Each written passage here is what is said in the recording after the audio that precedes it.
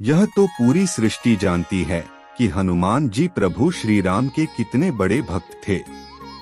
यहाँ तक कि आज जब कभी राम भक्तों की बात आती है तो उसमें पवन पुत्र हनुमान जी का नाम सबसे ऊपर आता है।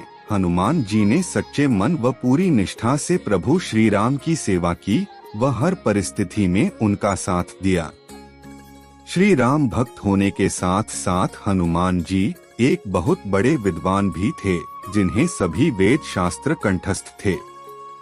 आज हम प्रभु श्री राम के जीवन तथा उनके द्वारा किए गए कार्यों को महर्षि वाल्मीकि के द्वारा लिखी गई रामायण व कलयुग में तुलसीदास जी द्वारा लिखी गई रामचरितमानस के माध्यम से जानते हैं। लेकिन क्या आप जानते हैं, महर्षि वाल्मीकि जी से पहले ही हनुमान जी ने श्री राम कथा को लिख दिया था, जिसे हनुमद रामायण के नाम से जाना जाता है। यह रामायण वाल्मीकि जी की रामायण से अधिक श्रेष्ठ थी, किंतु आज यह उपलब्ध नहीं है क्योंकि इसे स्वयं हनुमान जी ने नष्ट कर दिया था। तो चलिए बताते हैं क्या है इससे जुड़ी कथा। परंतु यह बताने से पहले आपसे निवेदन है कि आप कमेंट सेक्शन में जय श्री राम, जय बजरंग बली अवश्य लिखें। 14 वर्ष के वनवास और दुष्ट रावण को मारने के बाद भगवान श्री राम अपने छोटे भाई लक्ष्मण, पत्नी सीता, भक्त हनुमान और अन्य लोगों के साथ अयोध्या लौट आए और शासन संभाला। इसी बीच हनुमान जी ने हिमालय जाकर महादेव की तपस्या करने का विचार किया।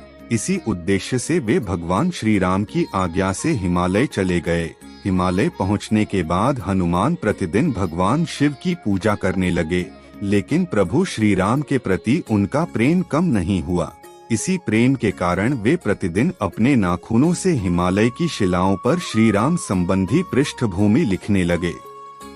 इसी तरह उन्होंने हिमालय की शिलाओं पर पूरी राम कहानी अंकित कर दी। इस रामायण में उन्होंने भगवान श्री राम से जुड़े हर प्रसंग को बड़े ही रोचक तरीके से लिखा और उसे अपने नाखूनों से हिमालय की दीवारों पर उकेरा ताकि वह कभी नष्ट न हो सके। दूसरी ओर महर्षि वाल्मीकि ने भगवान ब्रह्मा के आदेश से नारद मुनि के माध्यम से संपूर्ण रामायण का ज्ञान प्राप्त किया। भगवान ब्रह्मा के आदेश से उन्होंने भगवान श्री राम के जीवन पर आधारित एक रामायण लिखी। जब उन्होंने रामायण लिखना समाप्त कर लिया तो उन्होंने इसे भगवान शिव को दिखाने के उद्देश्य से कैलाश पर्वत की यात्रा शुरू कर दी। कैलाश जाते समय हिमालय में उनकी भेंट हनुमान जी से हुई। जब उन्होंने भगवान हनुमान द्वारा लिखित रामायण देखी तो वे आश्चर्यचकित रह गए, क्योंकि हनुमान जी की रामायण उनकी रामायण से कहीं श्रेष्ठ थी। उन्होंने हनुमान जी के द्वारा लिखी गई रामायण की खुलकर प्रशंसा की, लेकिन ये देखकर वाल्मीकि जी निराश भी हो गए। वाल्मीकि जी को निराश देखकर हनुमान जी ने उनसे उनकी निराशा का कारण पूछा तो महर्षि बोले कि उन्होंने बड़े ही कठिन परिश्रम के बाद रामायण लिखी थी, लेकिन आपकी रामायण देखकर लगता है कि अब मेरी रामायण उपेक्षित हो जाएगी, क्योंकि आपने जो लिखा है उसके समक्ष मेरी रामायण तो कुछ भी नहीं है। तब हनुमान जी ने वाल्मीकि जी से कहा कि उन्होंने यह रामायण दुनिया को दिखाने के लिए नहीं, बल्कि इसे भगवान राम को समर्पित करने के लिए लिखी है। इतना कहकर हनुमान जी ने हनुमद रामायण लिखित पर्वत शिला को अपने कंधे पर उठा लिया और स्वयं द्वारा की गई रचना को श्री राम को समर्पित करते हुए समुद्र में समा दिया। हनुमान जी के इतने महान त्याग और भक्ति को देखकर महर्षि वाल्मीकि बहुत प्रभावित हुए। उन्होंने कहा कि हे राम भक्त श्री हनुमान, आप धन्य हैं। आप जैसा कोई दूसरा ज्ञानी और दयावान नहीं है।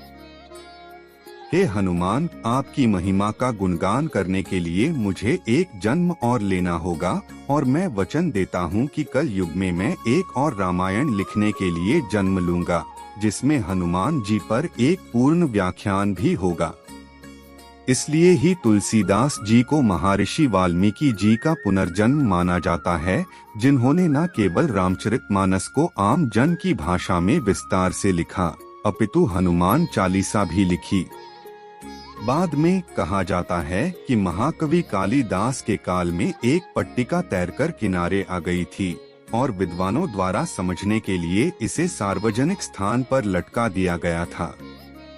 ऐसा कहा जाता है कि कालिदास ने इसे समझ लिया था और पहचान लिया था कि यह हनुमान द्वारा विलुप्त लिपि में दर्ज की गई हनुमद रामायण से है और श्लोक के कम से कम एक पद को देखने के लिए खुद को बहुत भाग्यशाली मानते थे। वह पद कुछ इस प्रकार है। रचितम पुत्रेनाथ वाल्मीकिनाब्धौ निहितमृत बुद्धया प्राण महानाटकं यत् सुमतिनृप्ति भेजनोद्धृतं तत्क्रमे ग्रथित मवतु विश्वण मिश्र दामोदरे।